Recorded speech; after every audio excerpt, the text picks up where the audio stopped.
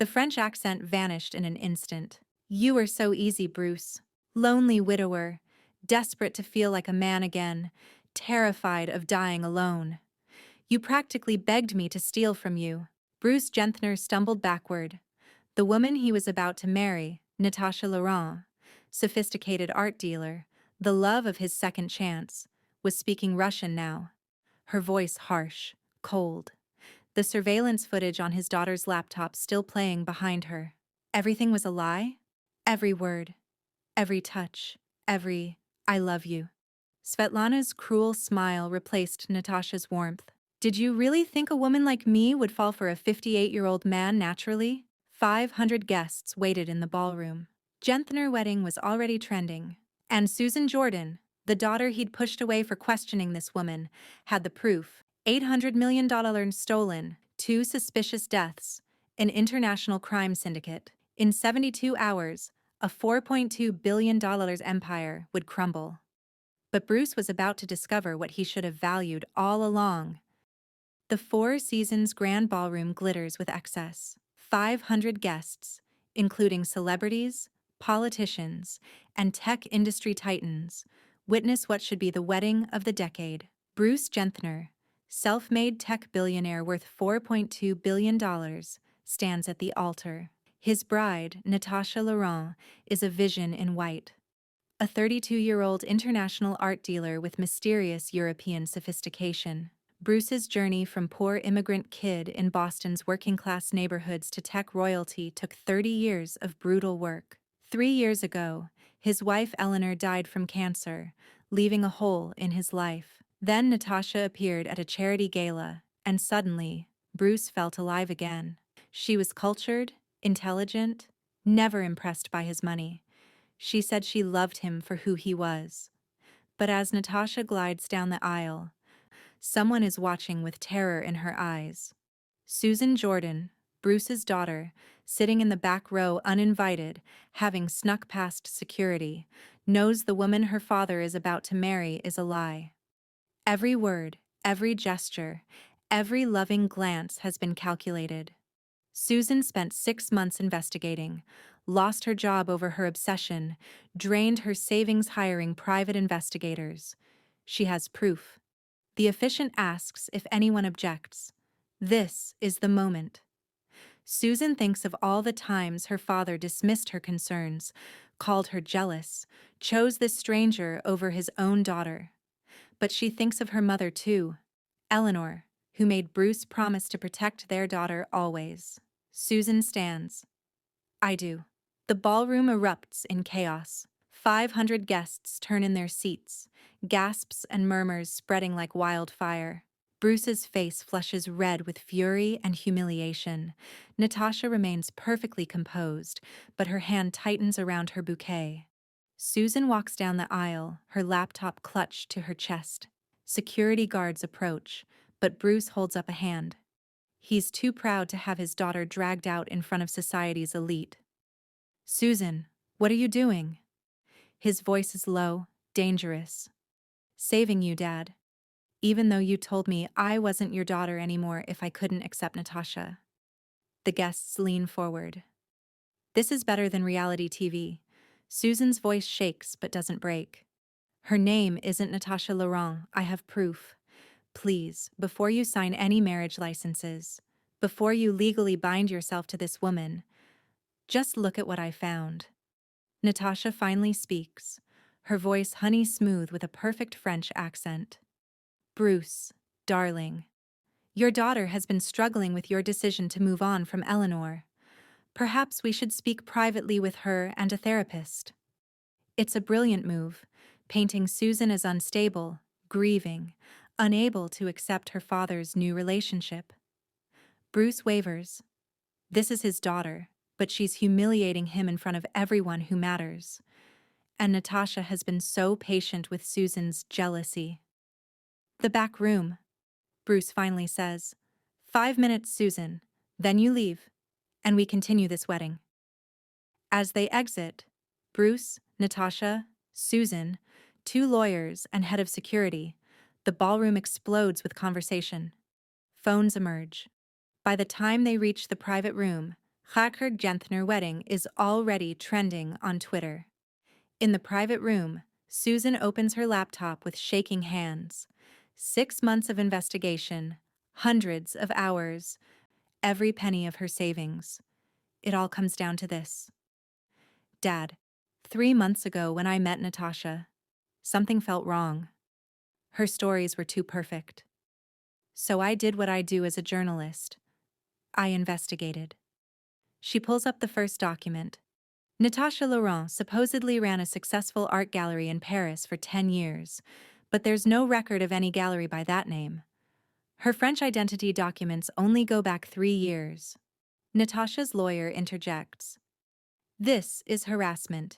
Ms. Laurent has provided all necessary documentation for the marriage license. Documentation that's forged. Susan interrupts. She clicks to the next screen. A photograph of Natasha, but with different hair, different style, standing with an elderly man in a tuxedo. This is William Harrington III, Boston real estate developer, worth $800 million. He married a woman named Sophia Marchand 4 years ago. 6 months after the wedding, he declared bankruptcy.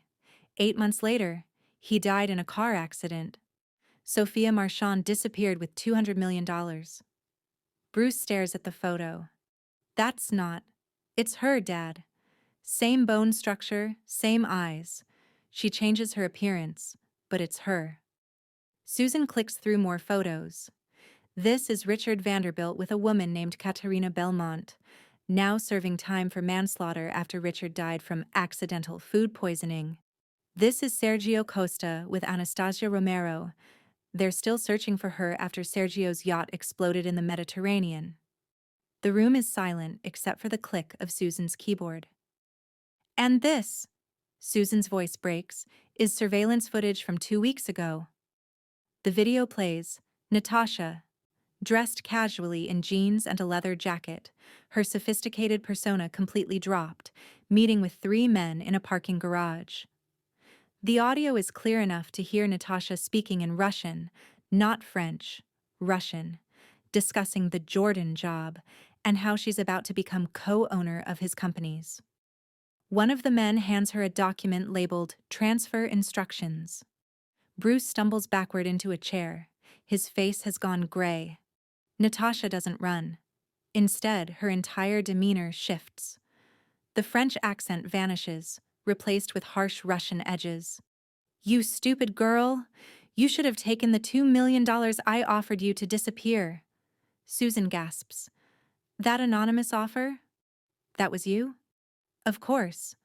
But you had to be the hero. Natasha turns to Bruce and there's no affection in her eyes anymore, only cold calculation. You were so easy, Bruce.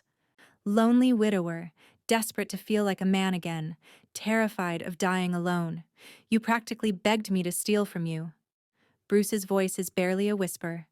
Everything was a lie? Every word, every touch, every I love you. Did you really think a woman like me would fall for a 58-year-old man naturally? You fell for the performance because you wanted to. Your ego needed to believe. The security chief is already on his phone with the police. Natasha's lawyer has gone pale, clearly unaware of his client's real activities. Susan crosses to her father, who's staring at nothing. Dad? Get out, Bruce says to everyone. All of you, I need a moment. The next 72 hours are a tsunami of destruction. Within an hour of the wedding crash, Bruce Genthner wedding has 2 million tweets. By hour 2, every major news outlet has the story. Tech billionaire's wedding stopped by daughter exposing bride as international con artist. Natasha is arrested at the Four Seasons. The FBI is already involved. She's connected to an organized crime syndicate that's been running elaborate marriage cons across 3 continents for a decade. The real Natasha Laurent was a French art dealer who died in a car accident 3 years ago. Svetlana Volkov stole her identity. But for Bruce, the nightmare is just beginning. Monday morning, Bruce's board of directors holds an emergency meeting. The headlines are catastrophic for the company's reputation. They give him an ultimatum: step down as CEO voluntarily, or they'll force him out. Bruce resigns, his 30-year reign over the company he built ending with a press release. The stock price plummets 40% in one trading session. Investors are panicking not just about the scandal, but about what Susan's evidence revealed. Bruce had already made Natasha co-owner of several subsidiary companies and merged $800 million of company assets into joint accounts with her. Wednesday, the SEC announces an investigation. Those joint ventures Natasha convinced Bruce to invest in were sophisticated money laundering operations. Bruce faces potential charges for fraud and illegal financial transactions, despite being a victim himself. Thursday, civil lawsuits begin. Business partners claim Bruce's compromised judgment damaged their ventures. A pension fund that invested based on Bruce's reputation demands compensation for losses. Within 1 week, banks freeze Bruce's accounts pending investigation. His mansion in the Hamptons, his penthouse in Manhattan, his yacht, his art collection, all seized as assets in bankruptcy proceedings. The art collection Natasha convinced him to buy for $400 million turns out to be forgeries worth maybe $2 million. Bruce discovers just how thoroughly Natasha had infiltrated his life. She had passwords to his accounts, keys to his properties, power of attorney for medical decisions. She'd been positioning herself to inherit everything if he died. And when Bruce reviews his will, changed 6 months ago, to protect Natasha if anything happened, he discovers she'd somehow convinced him to reduce Susan's inheritance to almost nothing. The media is relentless. Cameras outside every property. Paparazzi following Bruce's car. Late-night shows make him a punchline. The billionaire who got catfished becomes a meme. Bruce's friends, the society elite who attended the wedding, distance themselves. Dinner invitations stop. Phone calls go unreturned. In high society, humiliation is contagious. The most devastating moment comes when Bruce visits his company headquarters, the building he designed, the company that bears his name, and security stops him at the lobby. His access card has been deactivated. He no longer works there. Standing on the sidewalk in the rain, watching employees, people he hired, mentored, made wealthy, walk past without meeting his eyes, Bruce Genthner realizes the life he built over 30 years is completely gone. While Bruce's empire crumbles publicly, Susan fights her own battle in the shadows. The investigation that saved her father cost her everything, too. She'd taken a leave of absence from her job at Manhattan Magazine to dig into Natasha's past. When weeks turned into months, her editor gave her an ultimatum: come back, or resign. Susan chose the investigation. She maxed out credit cards hiring private investigators. She burned through her savings flying to Boston, Miami, and London to track down witnesses. She called in every favor from journalist colleagues, eventually exhausting their goodwill.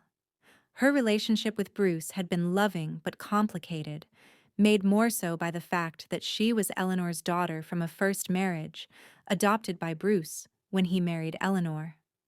When Bruce announced his engagement to Natasha 6 months after meeting her, Susan tried to express concerns gently. Bruce shut her down.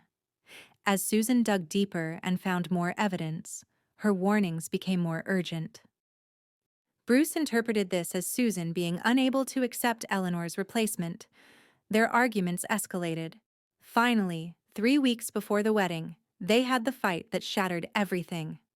"You're jealous," Bruce shouted in his penthouse. "You can't stand that I might find happiness again." "I'm terrified you're being conned," Susan fired back. "Dad, please, just look at what I found." "Enough. Natasha is going to be my wife. If you can't accept that, then you're not welcome in my life." Those words, "not welcome in my life," nearly destroyed Susan. But she kept investigating because she loved her father more than she needed his approval. The night before the wedding, Susan sat in her studio apartment surrounded by evidence files, knowing that crashing the wedding would probably end her relationship with her father forever. But what choice did she have? Watch him marry a criminal? Let Natasha destroy him? She thought of her mother, Eleanor, who died 3 years ago after a brutal cancer battle. Eleanor's final words to Susan: "Take care of your father. He's stronger than he looks, but lonelier than he'll admit. Don't let him disappear into himself." So Susan walked into that wedding, knowing it might cost her the only family she had left. Now, 2 weeks after the crash, Susan sits in her apartment fielding interview requests from every media outlet in the world. Everyone wants the story of the daughter who saved her billionaire father. But Susan refuses them all. This isn't her story to sell. Her phone rings, a number she doesn't recognize. She almost doesn't answer. "Susan Jordan? Yes? This is David Brennan from the New York Times. We're running a story about elder fraud targeting high-net-worth individuals.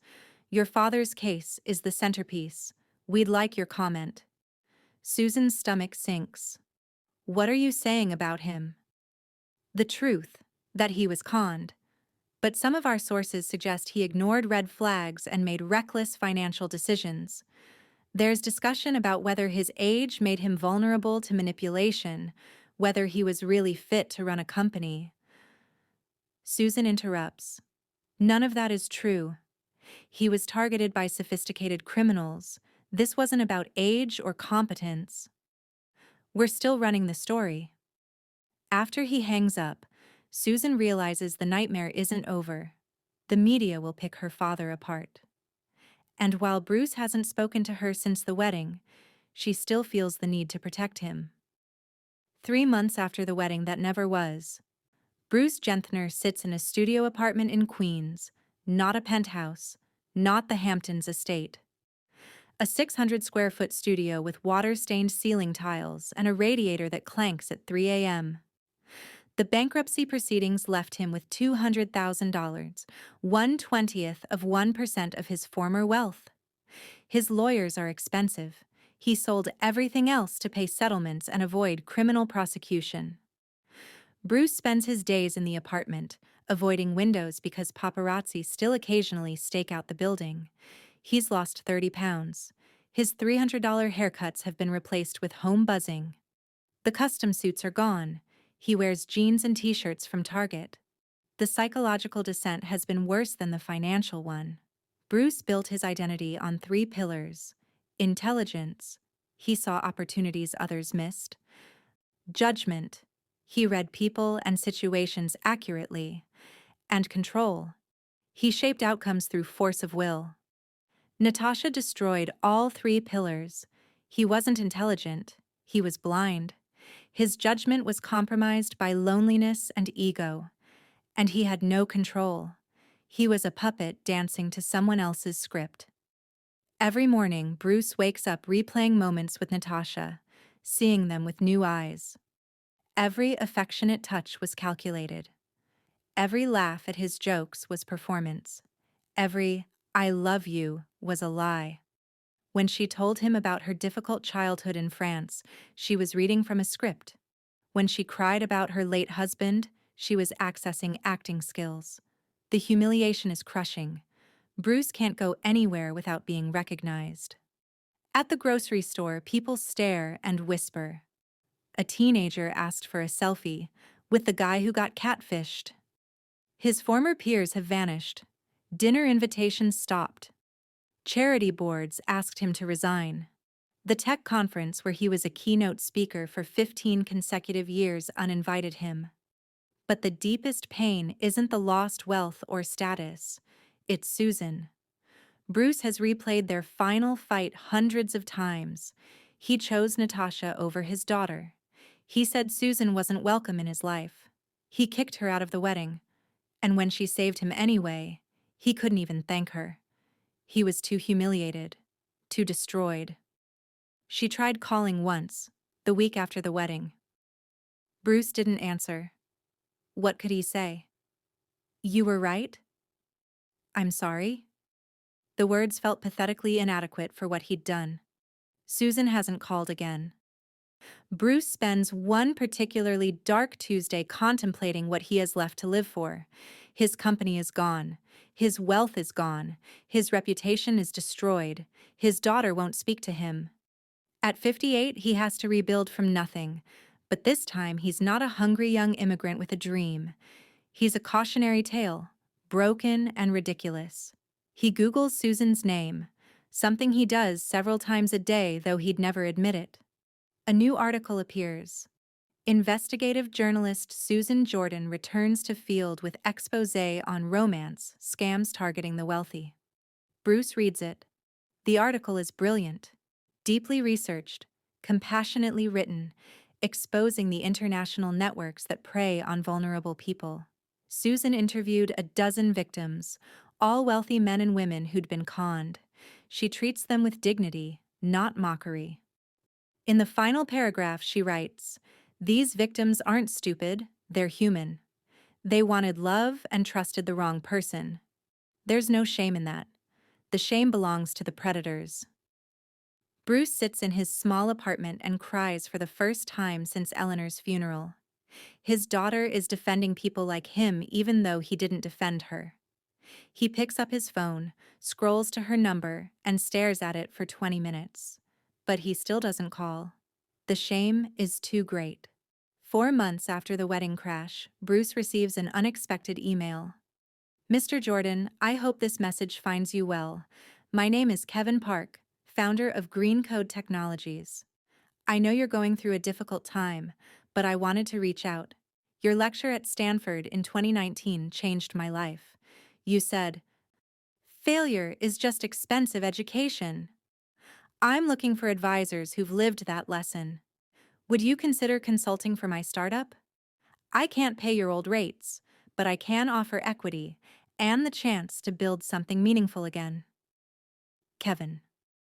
Bruce stares at the email for an hour. His first instinct is to delete it. What does he have to offer? He's the man who got conned, who lost everything because he couldn't see a liar standing in front of him. But something makes him respond. "Kevin, I'm not sure I'm the advisor you need. I made catastrophic errors in judgment. But if you still want to talk, I'm listening." They meet at a coffee shop in Brooklyn. Nothing like the Manhattan power lunches Bruce used to have.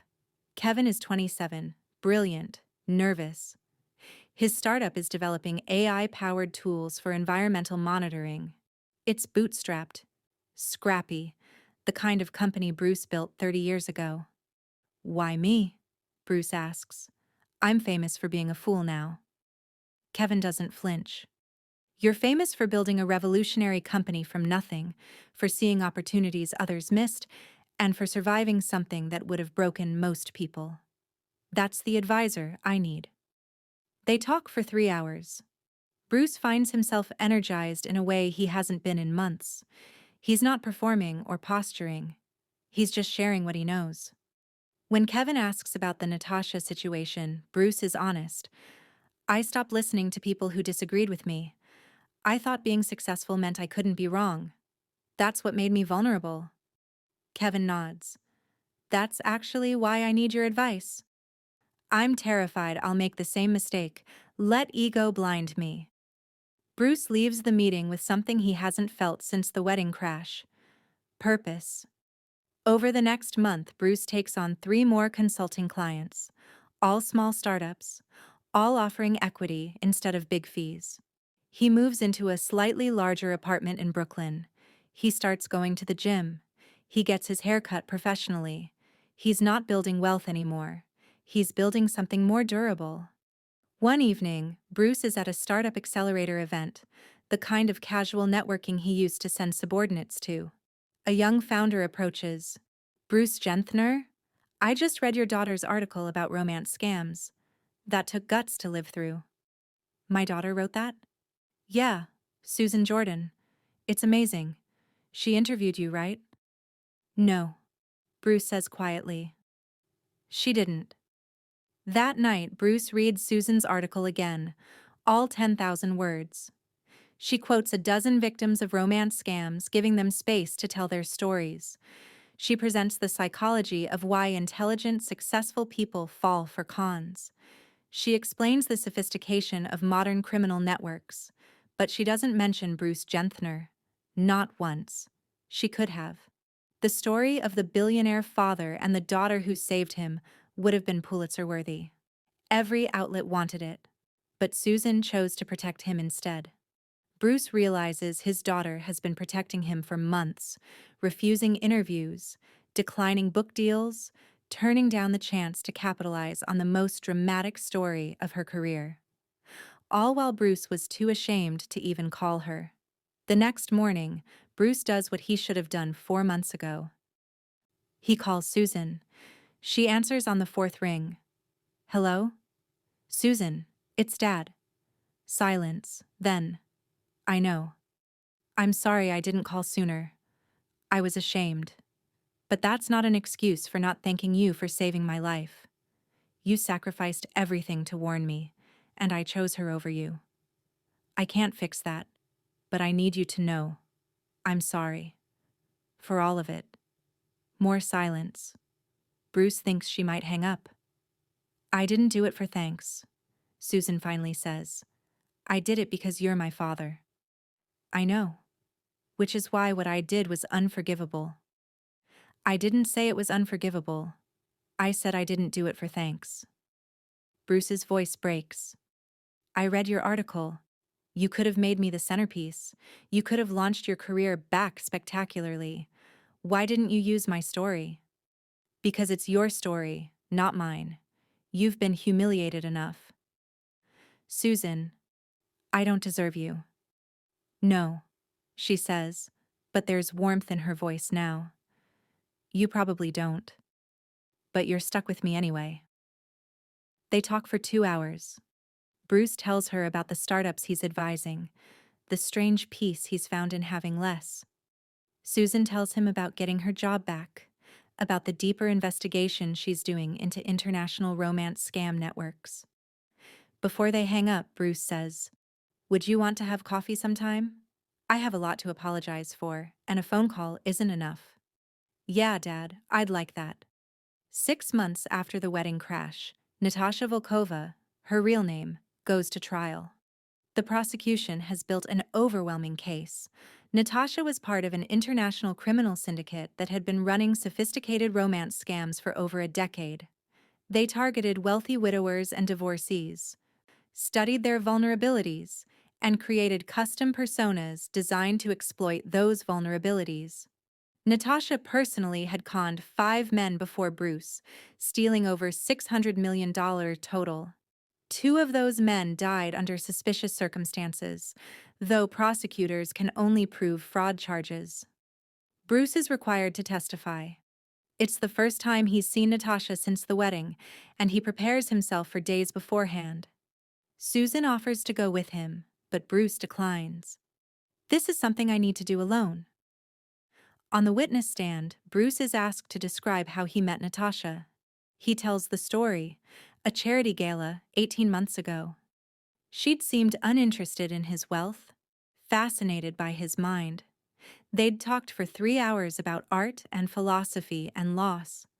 She'd lost her husband young, she said. She understood grief. "It all felt so natural," Bruce testifies. "That's what made it believable. She never asked for money. She never seemed impressed by wealth. Looking back, that was the con, making me believe she wanted me, not my money." The prosecutor asks, "Did your daughter try to warn you?" "Yes, multiple times. She investigated for months and found evidence. I accused her of jealousy and refused to listen." "Why?" Bruce pauses. This is the part he's been dreading. "Pride. I'd built an empire by trusting my judgment, admitting I might be wrong about something so fundamental. Someone I loved. Felt impossible. Also," he stops, then forces himself to continue. "I wanted to believe her. I was lonely after my wife died. Natasha made me feel alive again. I chose to ignore the red flags because the alternative was admitting I was vulnerable and alone. When it's the defense attorney's turn, she asks, "Mr. Jordan, isn't it true you made all financial decisions willingly? Ms. Volkova never stole from you directly. She manipulated me into making those decisions through a romantic relationship built on lies." But you're a sophisticated businessman. Don't you think it's extreme to claim you had no agency in your own financial choices? Bruce meets the attorney's eyes. I made the choices, but I made them based on false information from someone I trusted. If you sell me property by telling me it has clear title when it doesn't, that's fraud even though I signed the papers. This is the same, fraud through emotional manipulation. The jury is riveted.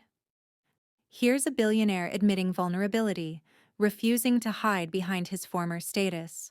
The most devastating moment comes when prosecutors play video depositions from the families of the two men who died. One widow describes how Sophia Marchand convinced her husband to change his will, cutting out his children. 3 months later, he died in a car accident. Sophia inherited $200 million and vanished. Another man's son testifies, "My father was a strong man, but after my mother died, he was lost. This woman, whatever her name was, she found that weakness and exploited it. He died thinking she loved him. I hope she rots in prison." Natasha shows no emotion throughout the trial. When she takes the stand, her testimony is chilling in its coldness. She admits nothing, claims everything was consensual, portrays herself as a victim of wealthy men who promised her things and then reneged. The jury deliberates for 4 hours, guilty on all counts. Natasha is sentenced to 28 years in federal prison.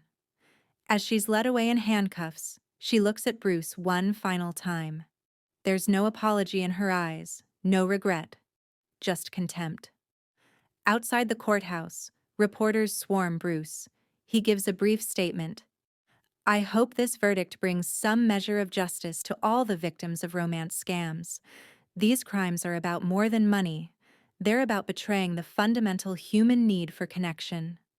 I'm grateful to the prosecutors, to my daughter who uncovered the truth, and to the jury for seeing through the deception." A reporter shouts, "Do you blame yourself?" Bruce pauses. "I blame myself for not listening to warnings. I blame myself for letting pride cloud my judgment, but I don't blame myself for wanting love or for trusting someone I believed cared for me. Those are human needs, not character flaws." That night, Bruce and Susan have dinner at a small Italian restaurant in Brooklyn. Nothing like the Michelin-starred establishments Bruce used to frequent. "How are you feeling?" Susan asks. "Relieved. Sad. Grateful it's over." "It's okay to grieve for what you thought you had, even if it wasn't real." Bruce nods. "That's the strange part. I know she was lying, but the feelings I had were real. I did love her, or at least the person I thought she was. That loss is real, even if she wasn't." "Mom would be proud of how you handled the trial," Susan says quietly. It's the first time either of them has mentioned Eleanor in the context of Natasha. Bruce feels tears prick his eyes. "Your mother would be proud of you. She always said you were the best of both of us." Susan smiles. "She also said you were stubborn as hell and would drive me crazy." "She wasn't wrong." They laugh. And for the first time in months, it feels like they're really family again. 1 year after the wedding crash, Bruce stands in a small co-working space in Brooklyn, where he now runs his consulting practice. He's not a billionaire anymore. His net worth is probably around $3 million, mostly in equity from the startups he's advised. But he's building something that matters. 3 of his startup clients have gone on to raise significant funding. They credit Bruce not just with business strategy, but with teaching them how to listen, how to question their assumptions, and how to build cultures where dissent is welcomed rather than punished. Bruce has started speaking at business schools about his experience, not as a tech titan, but as a cautionary tale. His talk, The Cost of Certainty has become surprisingly popular. He's brutally honest about what happened, how pride and loneliness made him vulnerable, and how he's rebuilding. The old me measured success in dollars and power, he tells a room of MBA students at Columbia. I had $4.2 billion and didn't know who I could trust. Now I have $3 million and a handful of people I truly value. I'm richer now than I was then. Just not in the way I used to measure. After the talk, a young woman approaches. Mr. Jordan, I'm writing a thesis about elder fraud. Would you be willing to be interviewed? How old do you think I am? Bruce asks with a smile. She blushes. I didn't mean... I'm teasing. The answer is yes, but you should interview my daughter too. She's the expert on romance scams. That evening, Bruce and Susan meet for their now weekly dinner. It's become a ritual. Every Thursday, rain or shine, they've rebuilt their relationship slowly, honestly. Bruce doesn't take her forgiveness for granted, and Susan doesn't pretend the hurt disappeared overnight. I got an interesting call today, Susan says. A documentary production company wants to make a film about the case. They want both of us to participate. Bruce tenses. What did you say? I said I'd think about it. What do you think? Is it going to be Foolish Billionaire Falls for Con Artist? The producer said they want to explore the psychology of sophisticated fraud and how it affects families. But honestly, I can't control what they make. That scares me. Bruce considers. A year ago, I would have said no immediately. I was too ashamed. But maybe telling the story, really telling it, not just the tabloid version, might help other people, other families. You're sure? It'll bring everything back up. I'm sure I want to do it with you if we do it. We tell the story together, or we don't tell it at all. They agreed to meet with the producers. 3 months later, the documentary premieres at a film festival. The Price of Love tells the story of Bruce and Susan, but it's really about the broader issue of romance scams and family dynamics. The film doesn't shy away from Bruce's mistakes, his pride, his dismissal of Susan's concerns, his blind spots, but it also shows his humanity, his grief over Eleanor, his genuine desire for connection. Susan's role is highlighted too, the daughter who sacrificed everything to save her father, who continues to investigate romance scam networks, who's become an advocate for fraud victims. The documentary wins the Audience Award. More importantly, it starts conversations. Victims of similar scams reach out to Susan. Families discuss warning signs. There's even talk of new legislation to protect vulnerable individuals from romance fraud. The film's final scene is Bruce and Susan walking through Prospect Park in Brooklyn, talking and laughing. The camera pulls back, and Bruce's voiceover plays. People ask if I regret what happened, if I'd rather have kept my billions and never learned this lesson. The honest answer is complicated. I regret the pain I caused my daughter. I regret not listening to her warnings. I regret that my loneliness made me vulnerable to manipulation. But I don't regret losing the money or the status. That life was hollow in ways I didn't recognize. I was successful but isolated, wealthy but emotionally bankrupt. Sometimes you have to lose everything to discover what you should have valued all along. I lost my empire, but I got back my daughter. I lost certainty, but I gained wisdom. I lost billions, but I'm richer now in ways that matter. After the premiere, at the reception, Bruce is surrounded by people, not society elite or tech moguls, but documentary fans, fraud victims, advocates. He's become a different kind of public figure, not powerful, but honest. A woman approaches him, probably in her 60s, well-dressed. Mr. Jordan, I wanted to thank you. I was dating someone I met online.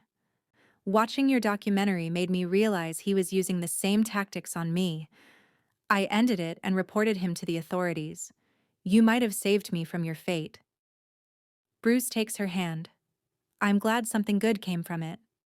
After she leaves, Susan joins him. You okay? Yeah. This feels right. Turning the worst experience of my life into something that might help others. Mom would love this, Susan says. Not the scandal part, but the redemption. She always said you were at your best when you were helping people instead of just winning. Bruce smiles. She was always smarter than me. The final scene. Bruce and Susan leaving the premiere together, walking into the New York night. Bruce has a small apartment, a modest consulting practice, and maybe $3 million to his name. He's not a billionaire. He's not a tech titan. He's not powerful or famous, but he has his daughter back. He has meaningful work. He has wisdom earned through suffering. He has authenticity instead of performance. And for the first time in his adult life, Bruce Genthner is genuinely at peace.